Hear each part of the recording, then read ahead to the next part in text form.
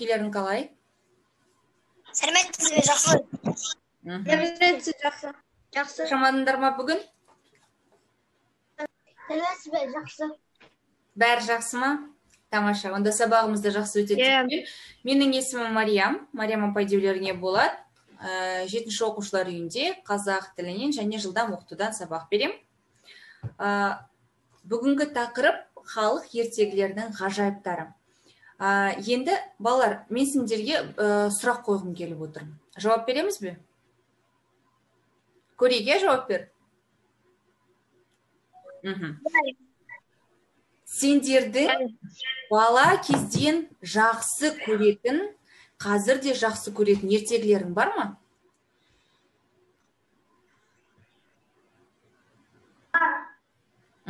Қандай? Бір-бірден жауап берейік.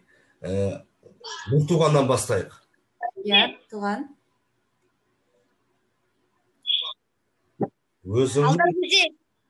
Алдар көсе. Жарайсың. Жау.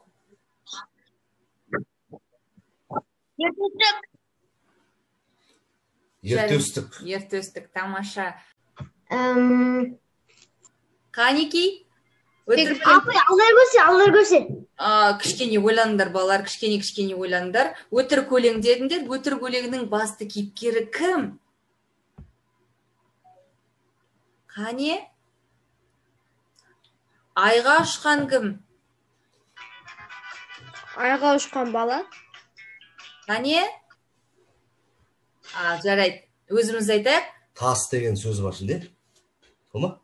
Тас деген сөз бар ішінде. Tasha бала. Жарайсың. Tasha бала туралы оқығандарың бар ма? Мен жоқ. Оқи жүріңдер балалар. Өте қызық. Өздерің айтыңдар өтірік өлең деп, өте қызық, таныса жүріңдер. Келесі, мынау қай ертегінің кейіпкері? Қанекей? Кім біледі? Бұл кім? Кім біледі? Шал. Қандай шал? Апай, қаңбақшыл. Жарайсың бегарс. Келесі. Бұл кім? Бұл қай ертегі деп ойлайсыздар? Бұл кейіпкерлер қай? Ертөстік. Ойланыңдар. Қане кішкене ойланыңдар. Кім айтты? Алтын саққа, Жарайсыңдар балалар. Келесі ертегі бізді. Қанеки, бұл ертегіні кім табы? Алдар көсе. Қанеки, балалар, бай алдар көсенікі.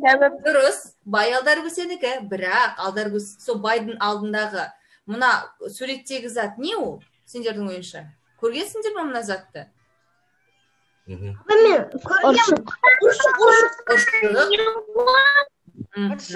Ұршық туралы ертегі естігендерің бар ма? Апай, мен осы көргенмен осы сериясын. Қалай аталады? Бұл басқа бір ертегі. Бұл жерде алдар көсенің қатысы жоқ, бірақ байдың несін алдық, суретін. Сосын ұршықтың суретін алдық. Екеуін қосыңдар енді, ұршықпен.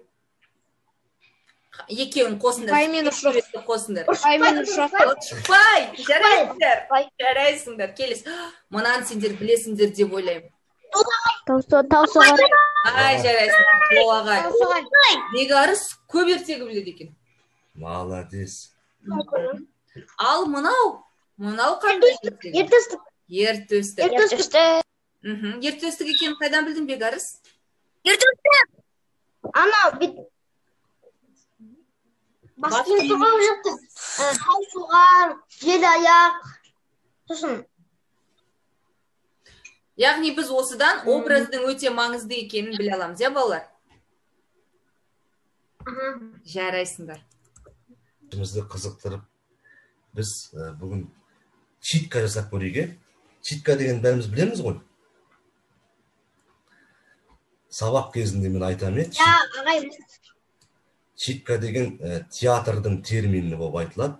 Қазақша оқу, Театрда театрда оқу десек түсінбей қалады. Ал театрда бұл үрдіске айналып кеткен читка дейді бәрі. Бұл аударылмайды. Театр деген сөз аударылмайды ғой.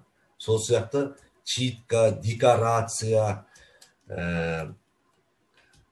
сахнада мизансцена дейміз, грим дейміз. Осының бәрі осы орыс тілінде айтылады. Сондықтан біз қазір читка жасаймыз.